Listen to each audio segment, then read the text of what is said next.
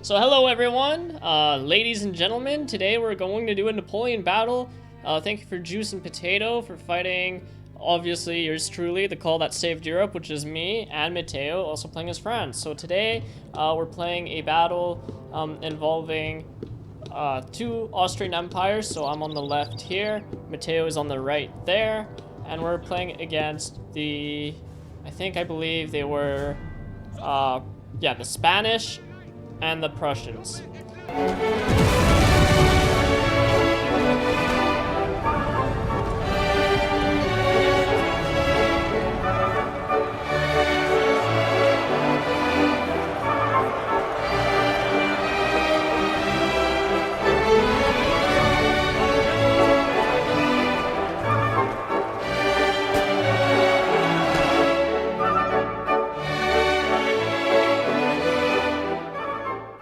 But the main lesson you can kind of grab from this battle is that even if the enemy takes better positioning than you, such as this hill, patience is a virtue, and you can always overcome. So without further ado, let's get this battle started. Okay, so right off the bat, I was planning on using my 12-pounder howitzers right here at the front to kind of just target the Prussian Empire. Just because this is a relatively flat map. However, if you may notice, it seems that the Prussian strat here was to kind of merge their army with the Spanish, and the Spanish are actually rushing extremely hard to take this hill up here. They even had some guerrilla units. So my ally Matteo here had a lot of adversity right off the start, so let's see how he handles it. Yeah, okay, he managed to form some squares, but he got caught a little bit late.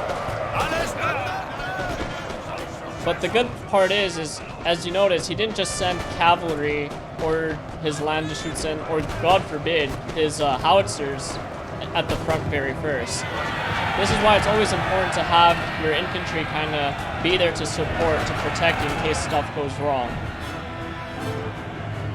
So me being the great ally I am, I'm just kind of confused and like just left wondering what the heck am I doing? Because there's not a lot of room to kind of like assist Matteo on the hill. There is a slope up here that I'm later going up on, but as you see, it kind of backfires on me because I'm only sending one unit, not that big of a support. And later in this forest, there are more Spanish guerrilla units. So you can actually kind of see some smoke forming here.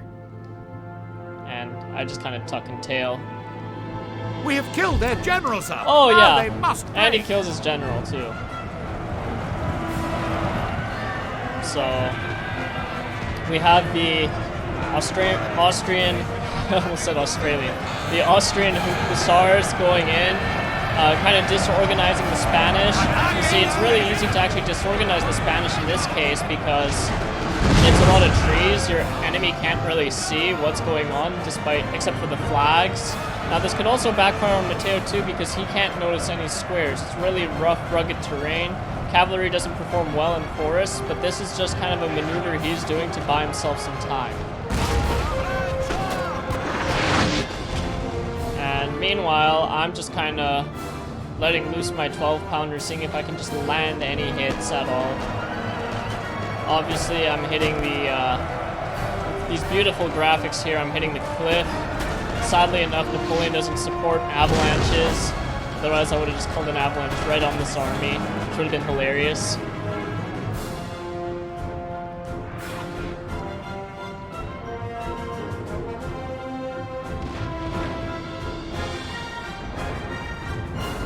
But yeah, the music's definitely going.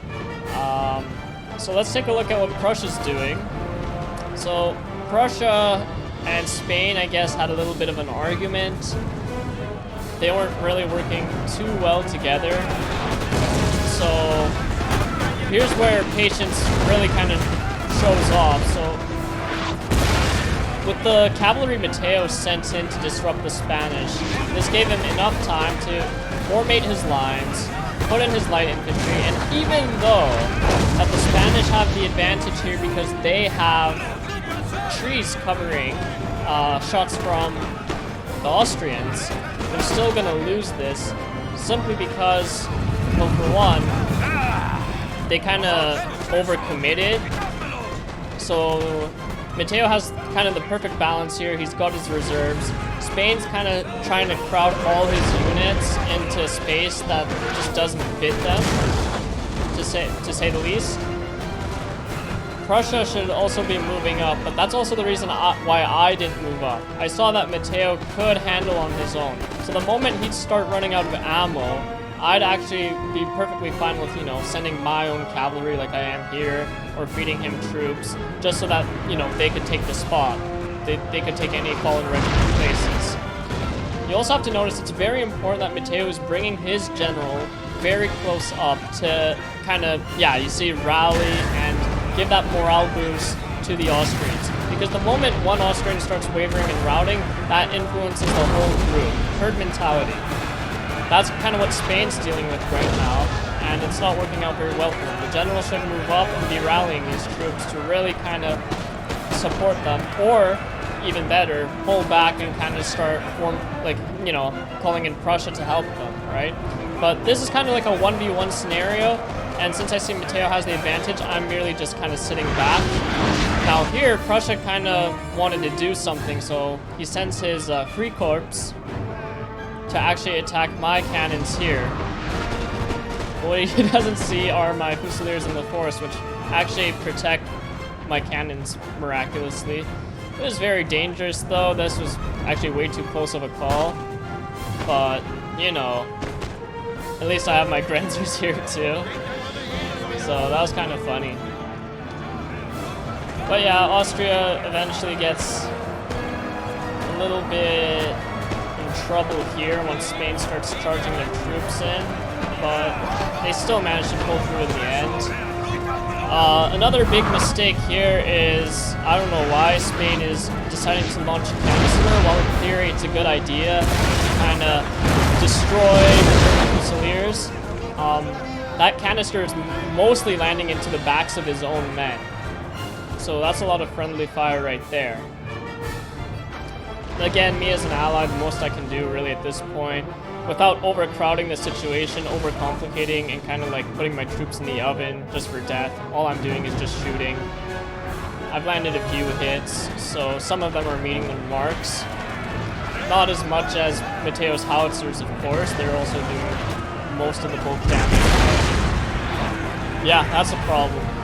And here's the biggest problem that you'd see in most Napoleon battles is that for some reason, sometimes your enemies or allies, they'll send like waves of troops.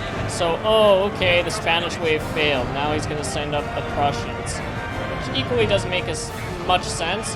And because Matteo kind of extended and used up all his cavalry, I'm just basically doing the same tactics here. I see a bunch of lights not supported by enough musketeers. So, yeah, unfortunately, even though the howitzers are kind of like killing my own troops, I'm still managing to kind of halt, slow them down from moving here.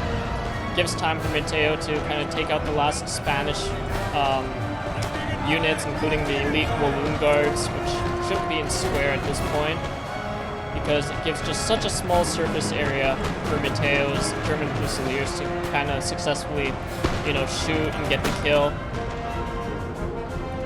And this is where I kind of say, alright, Matteo kind of used up his troops. He still has his reserves, but these guys, you know, they're damaged, they're probably low on ammo. So at this point, I start sending my guys up. Of course, my cavalry routes. Well, a lot has happened here, and this is kind of like a big setup as well, and you'll see, so I'm going to speed it up a little bit. Now, this is also another important fact. It's always, so from a distance you might think, okay, I can plant my troops here and start shooting back at the, what do you call them? I forgot the word, I called them something earlier. I'll just put it up on screen once I remember.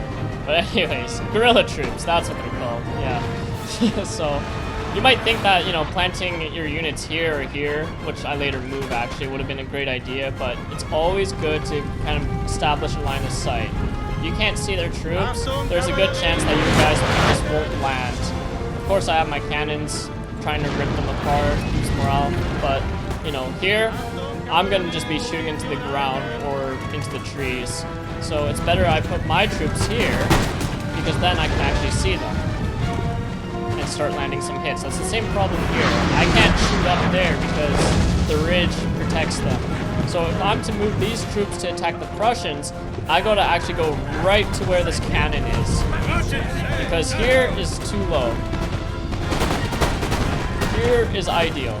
And also, generally, the closer you are, the more accurate your shots are as well. And Prussia is going to be a shooter nation. So a shooter nation has great accuracy.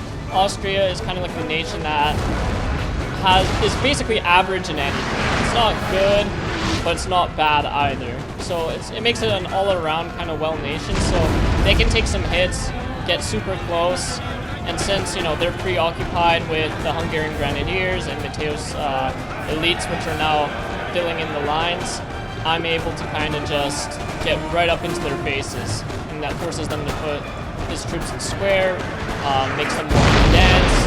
Howitzers are more likely to kind of land into the units. A lot is going on in this battle, but like I said, it's nothing crazy, nothing too difficult, very easy. Just thought it was interesting to kind of share with you guys, that you can like learn a lot from it as well.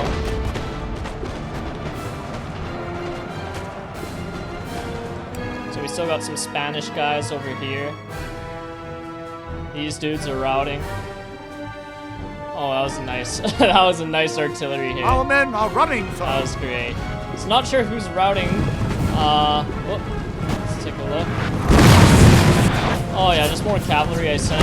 Oh no, those were the hussars I sent. Or I might have sent two of them up there. Either way. Even if your cavalry fails, you can also check out the cavalry video I made. You can use cavalry to kind of buy time and be able to set up your fusiliers. So you see, I got my line up here, 117 out of 120. So I only lost 3 troops, and they're like in the thick oven is what I like to call it. So it's actually a really great strategy. Mateo's keeping his general staff close, and his general staff can actually inspire my troops as well. So it's actually a great combination. Now here's the best part. I kind of noticed that because Prussia put all their troops into the forest, it committed too much, way too fast, just like Spain. I decided to send my troops around. I don't know why they were able to walk through this hole, but anyways. I sent my troops around and kind of just close them off here. And by doing so, they're basically stuck. Now, I guess in like a historical sense, if an army kind of found out they were encircled and kind of doomed, they'd all just rout. But, you know, I guess Napoleon Total War didn't actually, the developers didn't implement that kind of feature, I guess. So, you know, I would like a remake of this game, but generally, yeah, that's kind of the battle. So, glorious victory, soon to be yours. Obviously, reform if they try and start shooting at your side. Inspire your troops. Don't worry too much about your general. Maybe I should have worried a bit, but since the battle was won, I wasn't too worried about my general. Wow, I didn't even notice they were actually getting shot up like that. And then, if it really drags out, always just go for the charge. At this point, they have no morale anyways. Once their morale is concerned about army losses, generally you can make a charge. It's a safe bet to go on. And yeah, so I hope you guys enjoyed that video. Once again, thank you, Juice and Potato. I hope you guys learned something as well as had fun, because that's what it's all about. Mateo did all the heavy lifting. I only got like barely any kills, but yeah, I thought my artillery would do a lot better of a job. I lost one for some reason. I think there was a misfire, but anyways, more Napoleon content on the way, and I'll talk to you guys later. Cheers!